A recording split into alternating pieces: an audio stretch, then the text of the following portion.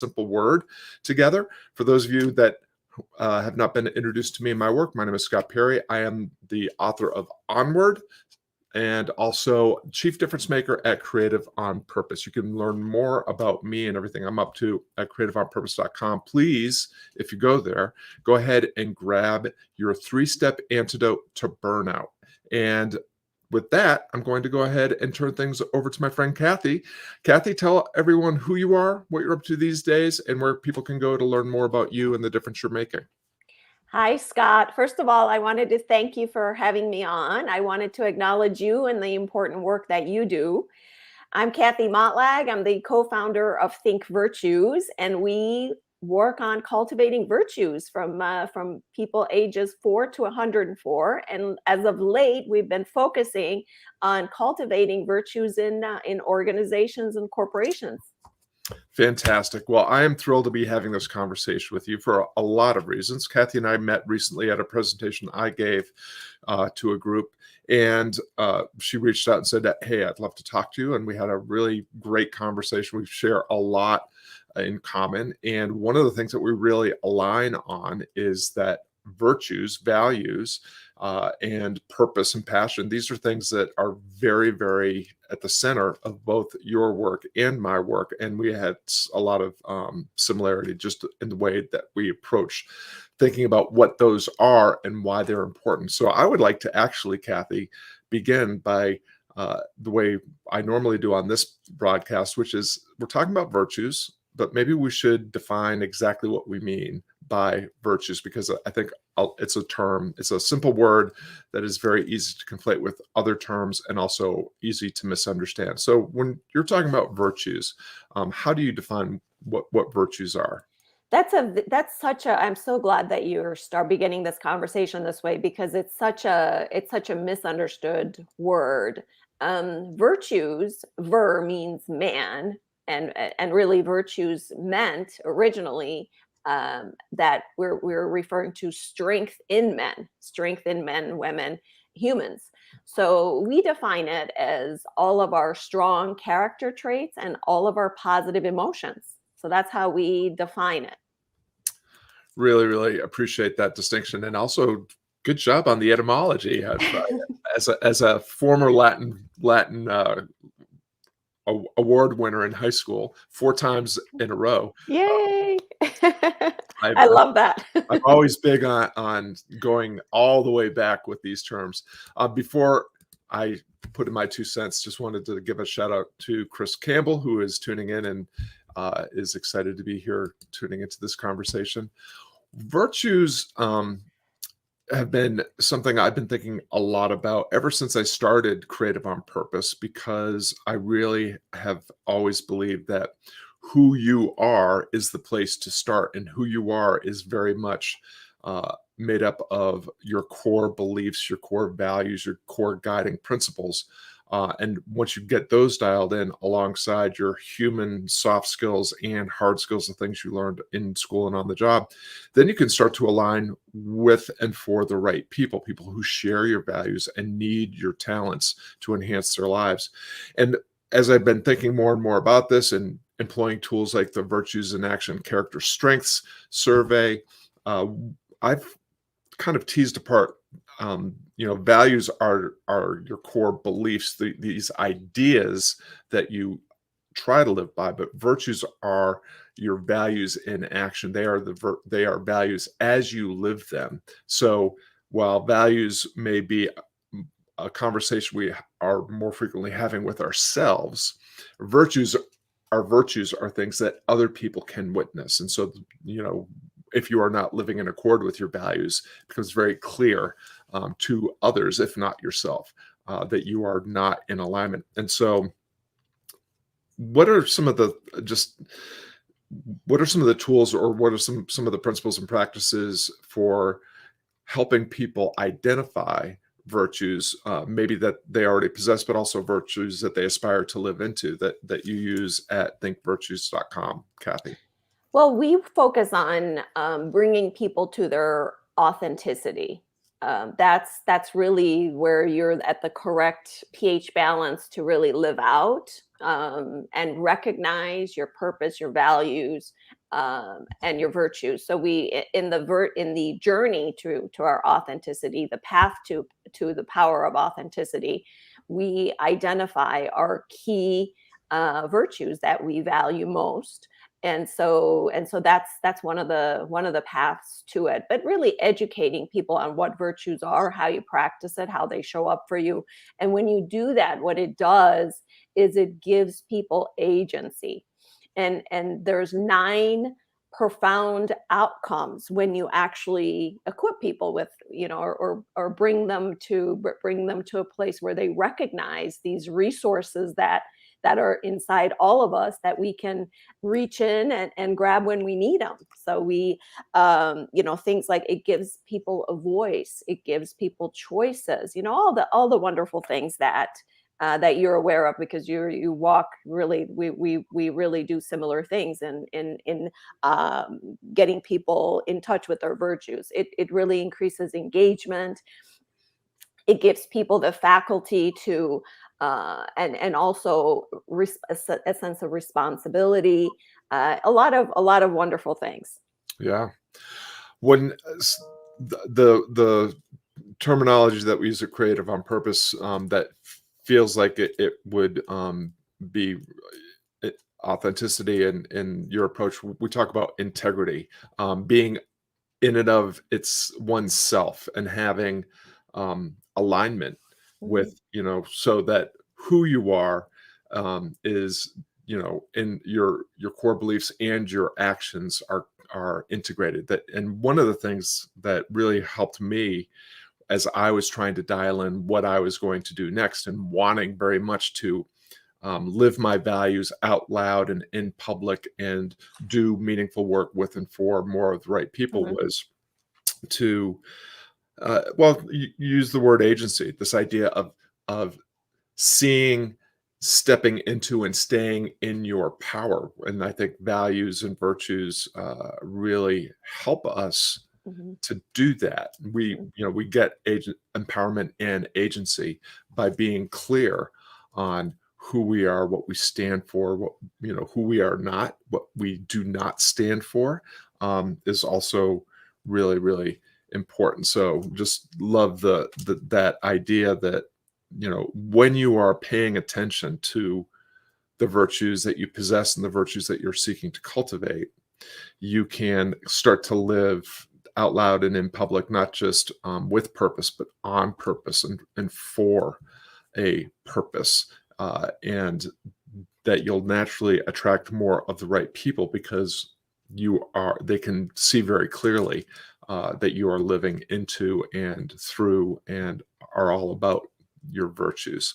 So absolutely, absolutely. I mean, it's a great opportunity for people to really get on the same page when it comes to collaboration and teamwork. It really provides the whole notion of empowerment, and knowing that you have these resources that you can tap into at any time is incredibly empowering.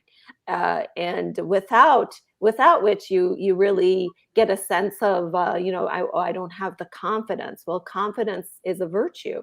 And there is a path to confidence, which is, before that is competence, and before competence is courage. And all of these are virtues that you walk. So what you were saying, and I love what you were saying about, um, we have our values, and the focus in most organizations and people is, what are my values? But the virtues are how you walk your way and live out your values. So yeah, it's absolutely, uh, it's an important topic to be discussing.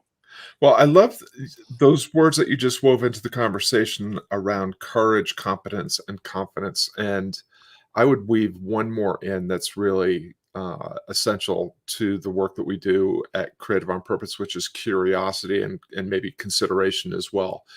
We live in an age right now that really seems to reward overconfidence, an unhealthy kind of hubris, and an unhealthy and actually untrue amount of certainty about things for which we can't actually know absolutely. I mean, if the pandemic has taught us anything, it's that everything is actually uncertain and that almost everything is outside of our control.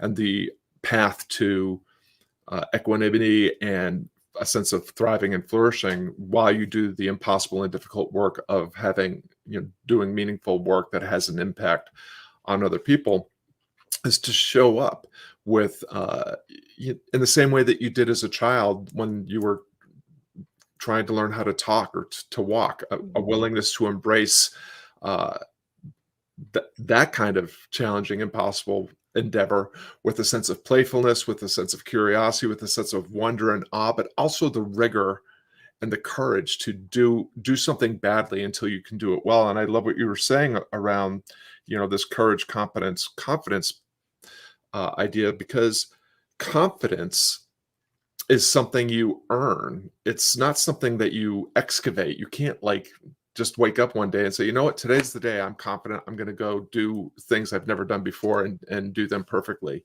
You do anything worthwhile poorly at first, and then you do it incompetently or roughly, or and eventually you step into competence, and confidence is earned every step of the way. And so one of the things that leaps to mind as a follow-up, Kathy, is how can we encourage, how do you encourage at Think Virtues, how do you encourage people to take that next smallest step into uncertainty, into the inevitable challenges of living out loud and in public with your virtues, so that they can start to earn the competence and confidence that will help them can take the next step into possibility. By raising consciousness and awareness about the fact that that we actually have these resources. So raised consciousness is really the power of authenticity work, is a raised is a path to raised consciousness, raised awareness about the fact that these virtues are within all of us. We all have them. We all have access to them. It's just a matter of our, how we harness them. And once we come to that awareness, then that agency starts to take place. And all of the things that you said, creativity, curiosity, those are so important in the process. Staying curious, not judgmental. Don't judge yourself. Don't criticize yourself. Just tune in and see which virtues actually resonate with you. What are your virtues? What are your top virtues? And it's interesting when people take the time to go inside, the answers come out every time. But we're so focused on what's out there for me. Who can help me? Our message is you can help yourself, and here's how. Yeah, I love that.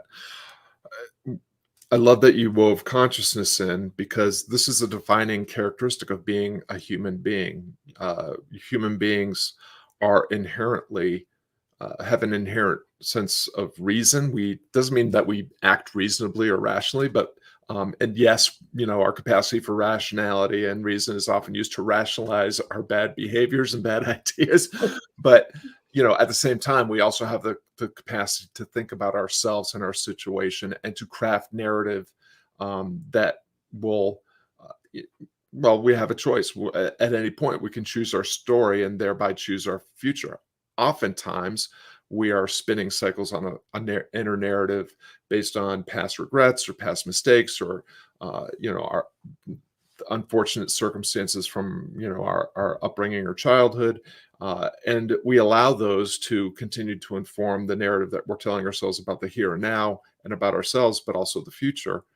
Sometimes we're spinning narratives about uh, the future that are unrealistic or maybe not very healthy. And at any moment, what I was hearing you say around this idea of consciousness, you also mentioned the word awareness, is we can actually ground ourselves in the here and now, the present, and we can mindfully think about ourselves and our situation in a way that is more realistic and reasonable, that does put ourselves in context, uh, and also takes into consideration the people that we find ourselves surrounded by in any given moment. And then we can make the reasoned choice around what we are going to do next. We can choose to tell ourselves a story about possibility. Uh, we can remind ourselves about our values, and we can live into those values by expressing or staying in integrity and stepping into what happens next with our virtues. And so, one of the things that leapt to mind in terms of this consciousness piece, this awareness piece that you brought in, is that awareness is the step that happens before you can pay attention, and you should be very considerate about what you do pay attention to. It's a finite resource, and then once you're paying attention to something, then you start to be able to give permission to the stories that you are going to tell yourself and the stories that you're going to let go of, and then you will cultivate the trust. And so I have to mention my favorite Goethe quote: "As soon as you trust yourself, you will know how to live." When you have the capacity to trust yourself and be grateful for all the opportunities and all the values and virtues and skills and habits that you already possess, then you can step into an even brighter future for yourself with and for the people that you find yourself with.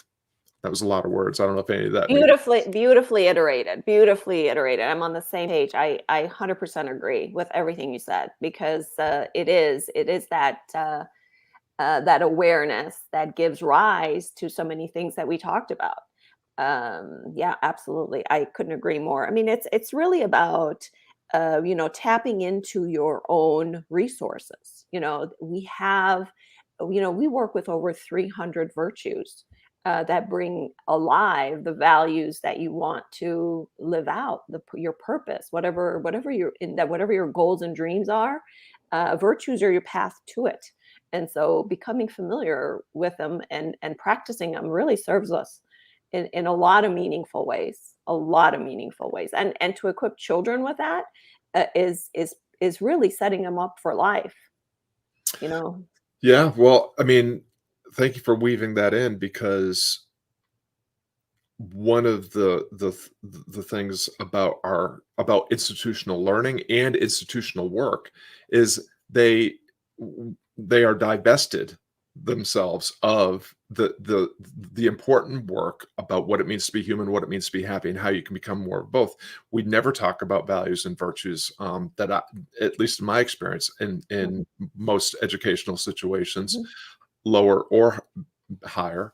mhm, And um, the way our workplaces are structured, we are often invited, tempted, and sometimes even ordered to do things out of a sense of expediency or efficiency that knock us completely out of alignment with who we really are and what we really believe and our virtues and our values. So for viewers that are tuning in and saying, yeah, this all sounds good, but actually that won't work, in my relationships, in the work that I do, in the company or the organization or the institution that I'm employed in. uh, what are some first steps that people can take for starting to think about and starting to uh, unpack the virtues that they possess, the ones that they want to cultivate, and then start to behave in alignment with those things? Well, thank you for that. That's a very important conversation because we hear that a lot. First of all, we have think virtues in our communities. We have worked successfully with children, educators, parents, professionals successfully for the last 35 plus years, almost 36 years. So, and as Think Virtue since 2008. So successful in every way imaginable. Successful at home, successful in raising children, successful in achieving, accomplishing goals, and really living out your values. And so the advice that I would have is to really contemplate on the virtues that make sense for you. What's important to you, and why? why is this virtue important to you, and really get when I say contemplate, I want to say meditate, but most people are familiar with contemplation more. But I always advise people to meditate on the virtues, how they make them feel. What are some of the things associated with that virtue, therefore making it more meaningful for them. So dialoguing, journaling, those is a great place to start. Fantastic. I think Eddie is a friend of both yours and mine through the Revenue Climber Network. And so you really just kind of addressed Eddie's question, but wanted to give him a quick hello and shout out. And also, just one of the things I'm wondering if there are tools that are available, at Think Virtues. If people go to thinkvirtues.com, are there places they can go to start exploring a little bit more, how they might start to approach virtue, cultivation, but also just recognition in their lives? Yeah, so our website is for informational purposes only at this point, but there's a lot of good information on our website, both on the professional side as well as the home extension, where you can do the virtues work with the children at home and with families.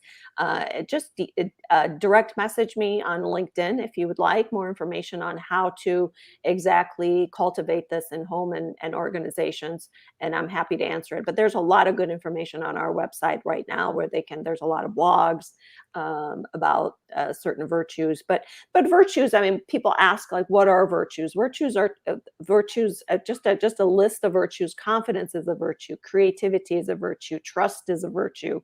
Humility is a virtue. Compassion is a virtue. Empathy is a virtue. So you start to, everything that we are trying to assertiveness, service. There's so many wonderful virtues that you have access to. That it's really important how you define it, why it's important to you, and how you want to see how you want to see it come to life for you, how Yeah. you want to show up it. So yeah, I hope Well, that I answers. definitely strongly encourage folks to visit the thinkvirtues.com site. There are some fantastic articles in the blog and lots of information throughout the website. If you're interested in accessing tools where you can start to unpack your values and virtues at creativeonpurpose.com, when you opt in for the 3-step antidote to burnout, you will also get an invitation to get a free copy of the Creative on Purpose Handbook, which has specific tools and exercises where you can start to think about your values and virtues. One last thing that I want to highlight based on what you just said, Kathy, that people can take with them without having to go to either website is, when you're thinking about virtues, oftentimes I find, and I'll be curious to hear your experience, if we're left to our own devices and we just think about virtues on our own, we always see ourselves much more virtuously than maybe we actually behave out in the world. And so these kind of conversations, this kind of work can really be enhanced by, getting together with friends, fellow travelers, family members, who are invested in your journey and encouraging and supporting, each other around this kind of work. Other tips for folks that might want to get started with this, but might want to avoid some of the pitfalls of getting started on your own with virtues assessment. Yeah, I mean, that's why we have the tools that we have. I mean, the mentorship toolkit really gives people do need the ideas, the different ideas from various books. I've been studying virtues for 20 years, and I continue to learn every day from people like yourself. I mean, I learned a lot from the conversation that we had one-on-one. And so I think it's a very important point that you bring up. The first place I started was reading Aristotle, Plato, Socrates, and I really encourage people to read the texts of the past, because they're filled with wisdom and knowledge on contemplation, correct contemplation, and really stay away from judgment. This work is not about judgment. It's not about who's more virtuous than other, because we all have the same virtues. We all have access to the same. And so really staying away from self-judgment and really being curious, to your point, and really doing more and more reading and understanding what these are. Yeah, I totally agree that going back to ancient philosophical and spiritual traditions where all these ideas were kind of simultaneously being explored all over the globe without any real, connection to each other. So, the axial age when Greece and Rome, was philosophers were wrestling with these ideas, but spiritual traditions like Christianity and Hinduism and Buddhism and Muslimism and all these, they were all wrestling with the same question. What does it mean to be human? What does it mean to be happy? How do I become more of both? And it is surprising to read how much alignment and intersection there is as to where each tradition arrived. And so for me, Marcus Aurelius' Stoic philosophy, his meditations, which is contemplations, notes to himself, reminding him to keep himself in context and to keep himself on track and in alignment with his virtues and human characteristics is another great place to start. Well, Kathy, it has been really I had high expectations for this conversation. You have certainly delivered and even over delivered.